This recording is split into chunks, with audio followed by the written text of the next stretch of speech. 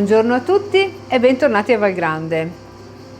Ho trovato tra le cassette di volumi che ci sono qui in soffitta, ho trovato questa pubblicazione, Le ricette dei nonni, e stavo pensando che cosa penserebbero i nostri nonni in questo momento, perché pensate, io confezionando un menù vegetariano sto elaborando un'insalata ortofrutta che prevede l'utilizzo di melone, insalata verde, sedano, pesche non mature, mandorle e grana padano.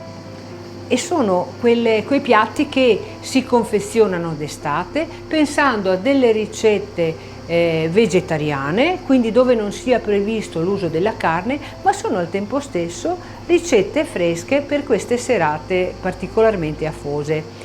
Nei nostri menù ovviamente non si trovano solamente questi piatti, ma ci sono anche i piatti della tradizione, così come vorrebbero i nostri nonni. Se siete curiosi di assaggiare le ricette vegetariane o i piatti della tradizione, io vi invito a venire qui a Valgrande, ma lo potete fare solamente previo alla prenotazione, che potete effettuare attraverso i social dove noi siamo presenti o attraverso i contatti che troverete, tra le pagine del nostro sito.